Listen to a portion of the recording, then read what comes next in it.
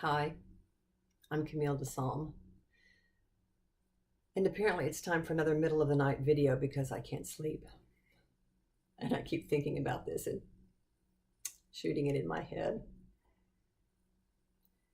In previous videos, I talked about some pain I've been having from something going on with my left hip and leg, and was waiting to get an MRI, and I finally got one.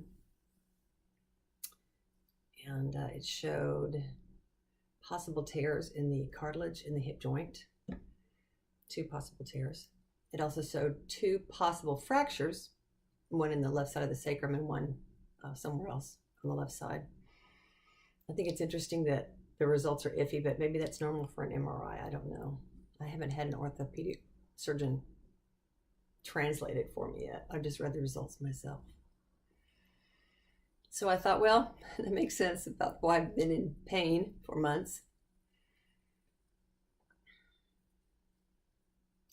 And at the Kyle Cease Business Entrepreneurial Seminar I went to last month, I met a woman named Danielle Gibson. She's a coach. And she and I were talking about what was going on with my body. And we're talking about the emotional stuff that feeds into the pain and the problems, some of which I'd already addressed. She mentioned a book by Sarno, a doctor who's written several books about pain. And she suggested I read the Mind-Body Prescription. And I think she suggested it a couple of times over the week, just lightly suggested it, said she thought it would be applicable to what was going on with me. Well, I put it in my brain and it promptly dropped into, I don't know where, somewhere. Well, she mentioned it again last weekend when we were talking. And I thought, what the heck? So while we were talking, I just clicked onto Amazon and bought the Kindle version. Stayed up till about 3 in the morning reading it.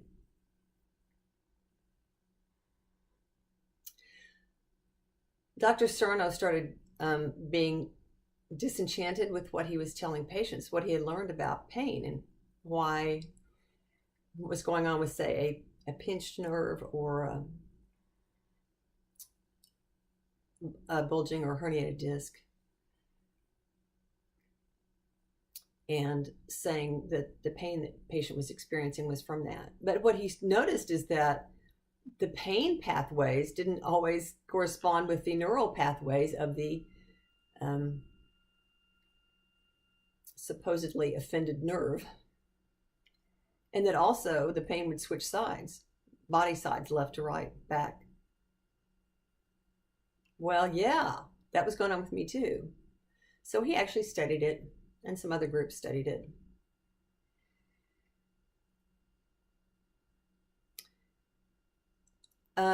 He figured out or theorized that often the pain is a distraction.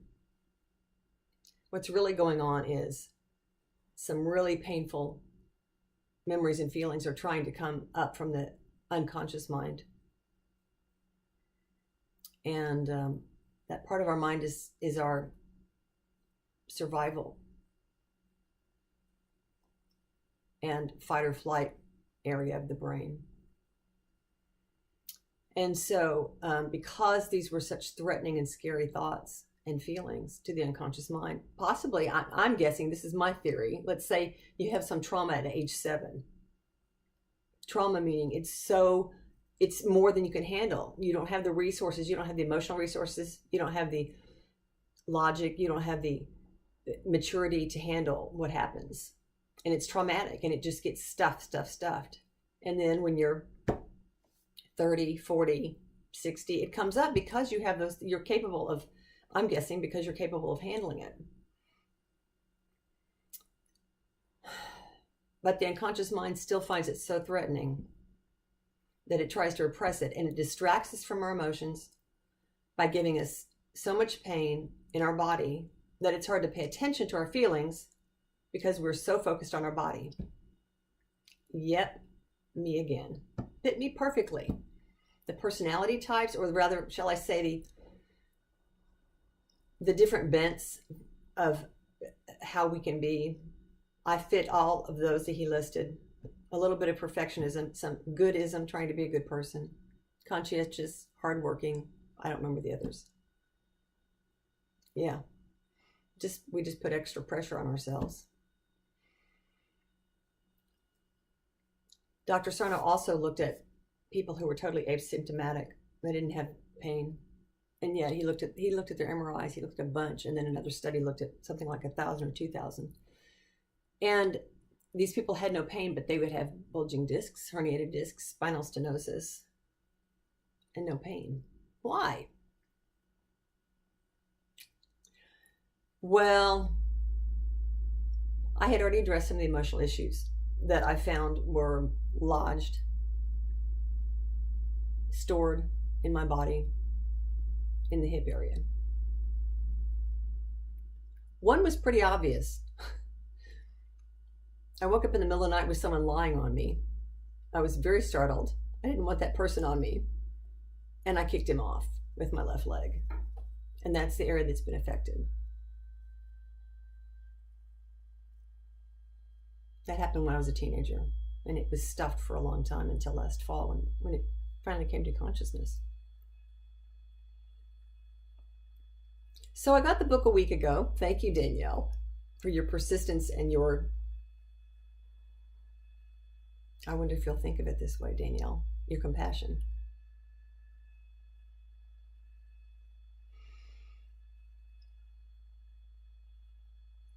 And I started doing what I already do, but consciously addressing the unconscious instead of just the subconscious, which I've addressed the subconscious and talked with it for decades now. Well, Dr. Sarno suggests you talk with your unconscious and say, hey, I know what you're doing. I'm not going to be diverted and distracted anymore by the pain. I'm going to pay attention to the feelings. Well, I started telling my unconscious this. And more stuff came up. And I thought, why isn't the pain gone yet? There must be more in there. So I said again and again, I'm willing to see it. Whatever I can stand to see, I'll see. Feel, hear. And if I don't need to, if I just need to let it go, let's do that. But I don't want to be distracted from it anymore. And then just today,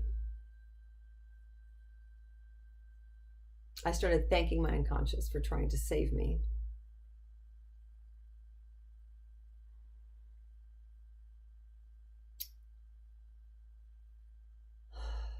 From all the painful stuff. And I think it was late last night that I told it. I said, listen, if I can handle these feelings and these memories that have been repressed, totally repressed. Yeah, some stuff came up I had no idea. One was actually kind of funny, but sad. But I told myself, my unconscious, I said, listen, if I can handle this, I'm going to handle it, and I'm going to quit being afraid of it. And that means you don't have to be as afraid anymore either. Neither one of us, as if we're two separate beings. Neither one of us has to be as afraid. You give me that stuff. You give me all that shit I have suppressed in doses I can handle. And you and I are going to be less afraid. And you're going to have less of a burden trying to keep it all locked away. We're both going to be better off.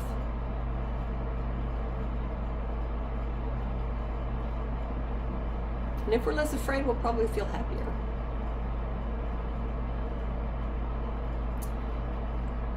And as a trade, I want you to stop the pain. Increase the blood flow, increase the oxygen uptake. Yeah, Dr. Sarno found that the affected areas, the pain areas, had mild oxygen deprivation, which can cause, I'm probably going to get this wrong. Read the book, The Mind-Body Prescription. So the mild oxygen deprivation can cause muscle cramping and contraction and pain. Yeah. He points out that what the unconscious mind does gets our brain to do to our body is not actually harmful to the body, which is interesting. So I kept talking to my unconscious this way and saying, hey, we're going to be better off. We're going to deal with this stuff. We're going to be less afraid. Well, today I think the only pain I had, and I've been in pain for almost 3.5 months now. I think the only pain I had was from doing the physical therapy yesterday and then from doing those exercises today. Normal pain from working out. Yeah. Little bit of pain from that I've been feeling for the last few months. A little bit. So then I started thanking my unconscious mind for that. No, not that little bit of pain. For the relief from pain.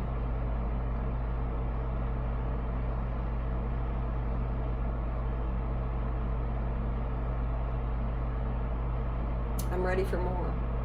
I'm ready to do more. Do you want to hear one of the things that came up, the funny one? Yeah. We moved house when I was 5. And it's the first time I'd had my own room. I have an older brother and sister and 2 parents. And my brother got the biggest bedroom of them all. And when I was 5 or 6, I went, why does Alan get the big room? I had no idea I'd repressed this. Why does Alan get the big room? It's because he's a boy and they like boys better. Mom and Dad like boys better. Well, now Mom told me in later years, that the reason they took the bedroom they took, my parents, is because there were 2 closets. Mom could have a closet and Dad could have a closet, right? But boy, I was mad. I didn't understand. I just had decided that boys were more important to Mom and Dad. Yeah. What comes with that? Girls are less important. I'm a girl. I'm not worth as much. And then I could feel it in my whole body. How that belief that my value was less had run through my life. Yeah, I said it's kind of funny and kind of sad. That's the sad part.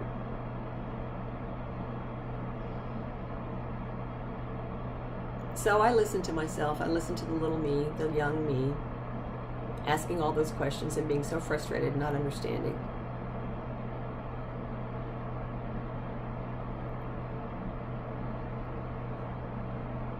And I said, you know what? I think we're wrong. It's such a useful phrase. Man, it'll go a long way for you. I think I'm wrong. I think they didn't value us less. Here's what Mom told me about why they chose that room. And I bet they put Alan in the big room because if they hadn't, he would have been sharing a bathroom with either me or my sister. And maybe for some reason they didn't want that to be the case. I don't know.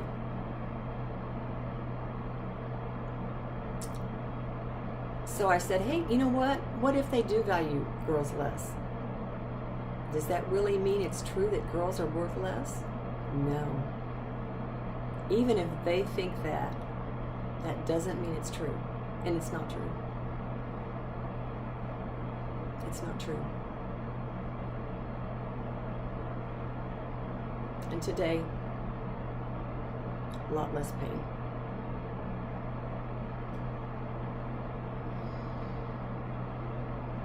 I'll post a link to the book with this video. Thank you, Dr. Sarno. Thank you, Danielle. Thank you to everyone at the seminar, the entrepreneurial seminar that Kyle Cease ran.